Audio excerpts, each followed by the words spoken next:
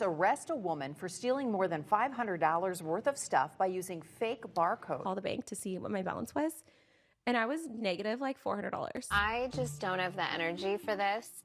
I am unsubscribing from this drama. Okay, so as you could tell, I'm still clearly at my parents' house. This is now my sister's room because the lighting in here is marginally better than my old room, but as you could see, these shadows, we're not doing any favors for myself right now, okay? The setup is scuffed, I know. I will be back at my normal setup very soon, but on this week's episode of What Out of Touch Influencer Drama Happened Now, we actually have two different stories. And I do want to say right off the bat that this video was inspired by one of you guys, covering what happened to Marlena Velez, which we'll get to in a second, and then the other story about the Bachmans. So I'm not going to waste any time. We're just going to get right into it, starting off with Marlena Velez. Now, not really surprising, not too many people knew who she was, including myself, even with the almost 400,000 followers on TikTok she had. She was just another one of the cookie cutter lifestyle influencer, family vlog type of TikTok videos with the shop with me's, unboxings, I mean all the aesthetic stuff. We've seen it all before. There's nothing new. Until recently, this influencer got arrested. Arrest a woman for stealing more than $500 worth of stuff by using fake barcodes. Amy, officers say they found her with the help of TikTok. How?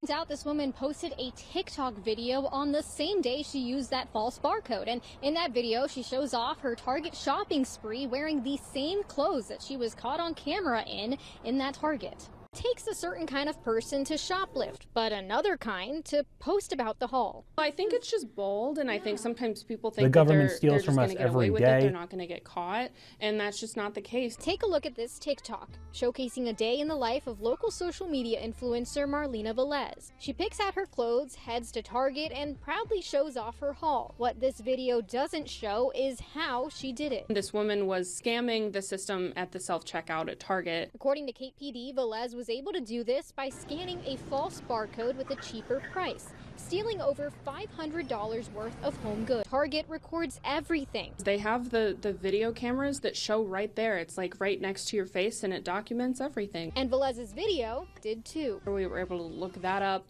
and find on TikTok where she recorded the entire day of her getting ready in the same outfit we posted for the attempt to identify. She goes to Target, picks stuff out, takes it home. Velez was arrested for petite theft, and according to Officer Simons, she could face a date coming up in court and potential fines. Okay, so before I get into it, we'll just look at some of the comments and how polar opposite this gets. Something about those Florida influencers, fame by any means. It's either making you pay for all of their fake sauce or stealing props at Target to make you believe they're perfect. That comment really nails it right on the head. She wanted to be famous. Her dreams came true. Now you can look her up on the news. So sad to see. I see little children getting in her SUV. But then you see the opposite side of the comments. You know what? In this economy, go Marlena. Not all heroes wear capes. Free Marlena. The government steals from us every day. So this is a completely different situation than stealing from these stores because of inflation and how difficult it is to survive, and, you know, getting groceries for your food and just barely being able to make it, compared to what this influencer is doing, trying to show you the hauls and all the new crap that she's trying to buy and literally stealing it to try to make it seem like she does have that perfect cookie cutter influencer life. And no matter how much you hate it and think how ridiculous it is that these people honestly have a cult-like following, it still works with full-grown adults. They will buy anything that influencers will sell, which we'll get to in the second half of the video, try to have the exact same lifestyle when they are pushing products, getting paid by makeup companies or clothing companies to show off their new item, and they have a link in the description, or they're just legitimately stealing these products to make it look like they have more money than they actually do. And I know that this is in the news because it's one of the first times somebody has gotten caught, but I could almost guarantee that there is a ton of these types of people, especially with the aesthetic, you know, get ready with me's and showing off all the things that they're buying at Target, you know, the hauls and the seasonal products that they're using. It's not any different than anybody else. Wouldn't be too surprised if we see more issues like this on the news, but then even with her getting literally arrested for doing something illegal, they don't take it seriously at all. I just don't have the energy for this. I am unsubscribing from this drama. And all they do is put an absolute wall of text of just a BS paragraph saying that I'm okay, my family, my kids are safe, they're all okay, as if somebody got robbed. I mean, you were literally doing the exact opposite to Target, but she doesn't want any criticism on her page at all. All of the comments are turned off. There's no way to have a dialogue with this person, and it'll probably end up getting swept under the rug. And if anything, she probably got more attention compared to all the other cookie cutter influencers that look exactly like her, do the exact same content. And after a couple months, she'll probably get some sort of fine and she'll just go on her way. But this adds on to what I've also been seeing with the same type of people who do the must-haves, Amazon must-have seasonal, the Target, anything you could really think of where they're unboxing or showing you products. Many of them end up buying all of these items, showing it in a video, and then shipping it right back to wherever they bought it for a return. So they don't end up actually spending any money, but they'll definitely have an Amazon link for you to buy that item, and then they get some kickback. But now we're starting to see repercussions from some companies because of how many people are doing this. Some major retailers are changing their return policies to crack down on possible fraud.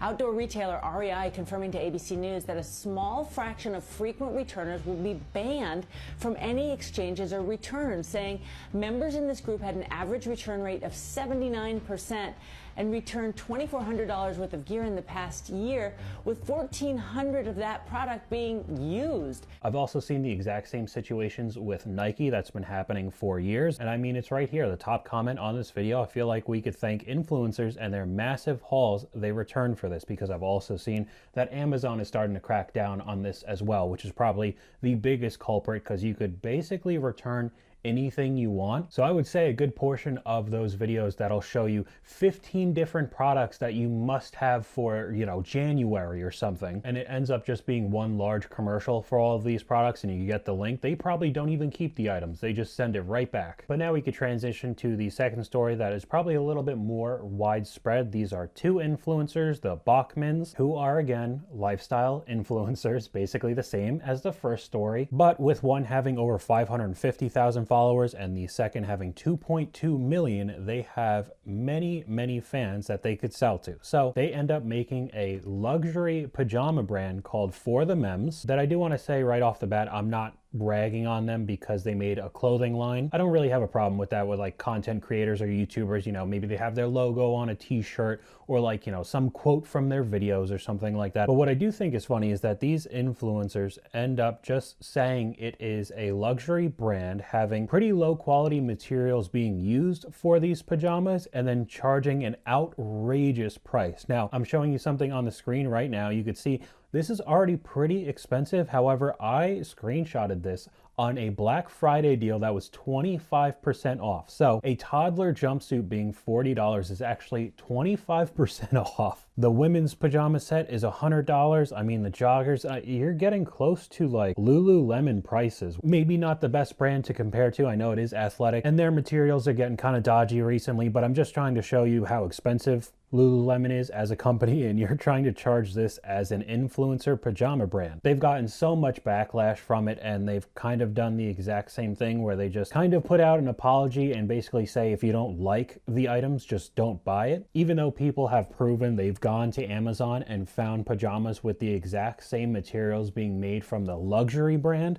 and they ended up being like a $12 set, and they're trying to charge almost $100. And because of the backlash, people have dug up some clips from both of these business owners. I mean, I guess I could put that in quotations too.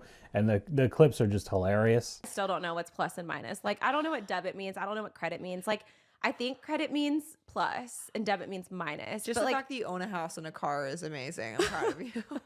I literally used to look at my cards, like my debit card, as like a gift card. Oh, free money. Yeah. Girl math. Credit cards were like gift cards to me. Free math. Slide it. I remember my mom telling me to like call the bank to see what my balance was, and I was negative like $400.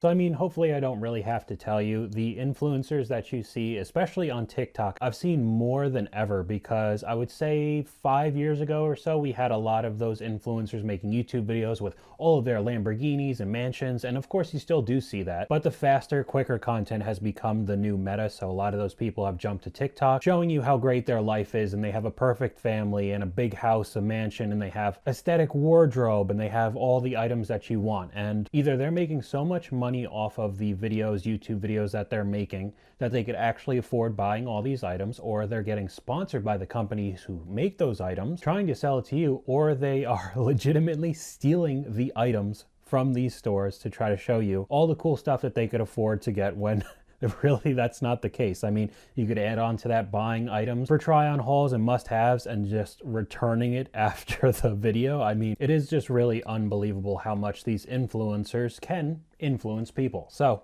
that's all I have for you guys today. YouTube thinks you'll like this video popping up on screen right now. Hopefully you guys enjoyed this video. If you did, please leave a like, and I'll talk to you guys later.